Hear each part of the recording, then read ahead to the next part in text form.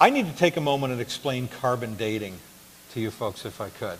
And by the way, I'm hoping when we get in Q&A, somebody will ask some questions about dinosaurs, because I would love to get into some of that. I haven't had time yet. But I want to explain carbon dating, and I'm going to try to do this in as simple terms as possible, because carbon dating can be really difficult and confusing for people to understand. So I'm going to try to simplify it for everybody and use very simple layman's terms. Okay? But first, it occurs to me when I explain carbon dating, there's liable to be some skeptics in here that are scientists and understand science, and you're an atheist, and I don't want you to go, oh, Bob, you don't really understand how carbon dating works. So first, let me tell you scientifically how carbon dating works, okay? Nitrogen-14 in the atmosphere converts to carbon-14. Carbon-14 is absorbed into vegetation. Carbon-14 is a radioactive isotope. It decays back to nitrogen-14. When something dies, the C14 that's in it is then measured against the stable isotope of C12, and based on that ratio with a half-life of 5,730 years, they can estimate how long ago that object died. All right, everybody follow that completely? Okay. That's only for those of you wiseacres who are like, well, I know science, and you're explaining this in a child's way. No, I'm getting ready to do that now, okay? But I just want to make sure everybody knows it. So, in very simple terms, yes, when the sun's rays hit the atmosphere, nitrogen-14 is converted into what's called carbon-14. It is what's called a radioactive isotope. What that means is it's unstable. Carbon-14 doesn't stay carbon-14. It's shaky, and it converts back into nitrogen-14. Okay? So what happens is carbon-14 is in the atmosphere right now. Carbon-14 is absorbed into vegetation. So plants, grass, trees are like sponges. They suck up carbon-14. You, as a human being, you eat vegetation, and you eat animals, and animals eat plants. That means all of us are loaded up with carbon-14. Look at yourself in the mirror. Head to toe, you got all kind of carbon-14 running through you. Want to make sure everybody understands this. But remember, carbon-14 is radioactive. It's unstable. It doesn't stay carbon-14. It converts back to nitrogen-14. So the amount of carbon-14 in you is getting less and less. But you're still alive. And since you're still alive, you keep eating things. And since you keep eating things, you're replenishing your carbon-14. So here's what happens. While you're losing it, you're replenishing it, so you're maintaining the same level of carbon-14 in you. Everybody got that? Think of a bucket with a hole in the bottom. You're pouring water in it. The level stays the same because water's coming out, but more water's going in. Everybody following me so far? Okay. When something dies, it keeps on losing carbon-14. Since it's not taking any more in, the amount of total carbon-14 in it is getting less and less. That's how they measure that against the stable isotope of carbon-12 to see basically how much carbon-14 it's lost.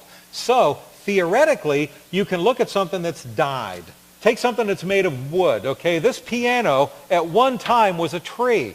It was. So, right now, we could carbon date this piano. We actually really could. And based on it, because this piano right now is losing carbon-14, tomorrow it will have less carbon-14 in it than it does today. But it has less carbon-14 today than it did when it was still a tree.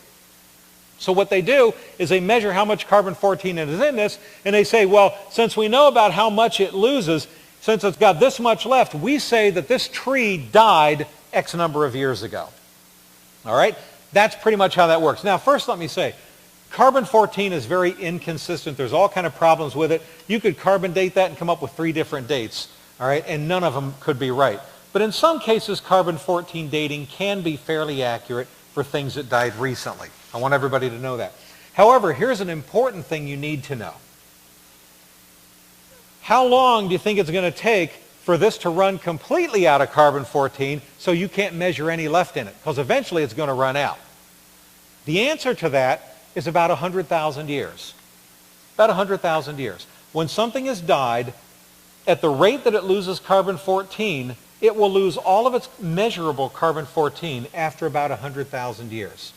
So, if you carbon date something, older than 100,000 years, if it died more than 100,000 years ago, carbon dating it should be a waste of time because you shouldn't find any measurable carbon-14 left in it. Is everybody following me so far? Because I really want to simplify this for you. With that said, if I were to carbon date a dinosaur bone, dinosaurs supposedly died 65 million years ago, right? So therefore, if I have a dinosaur bone, how long ago should it have run empty of carbon-14 if it's 65 million years old supposedly? Do the math. 64.9 million years ago, right? That's how long it should have been empty of carbon-14. Remember I told you the defense attorney, he's going to tell you this and this that you didn't know and this you didn't know and this you didn't know?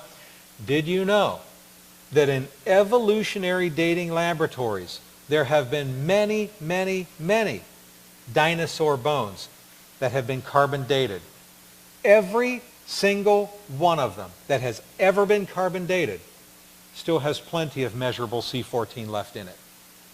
I have the documentation of those tests that were done on these various dinosaur bones. They're in my top 10 proof CDs.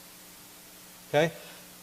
I want you to explain to me, how does a dinosaur who died 65 million years ago still have measurable carbon-14 in his bones when it's supposed to be gone 64.9 million years ago? You want to know what the answer is?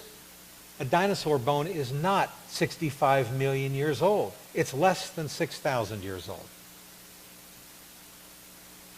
It would blow your mind if you knew the scientific evidence. By the way, this is scientific evidence. Notice I'm not saying, well, the Bible says so. We're accused of not using science, not believing in science. That's baloney. We absolutely believe in science. The scientific evidence does not support an Earth that's billions of years old. It does not support Darwinian evolution. It really doesn't.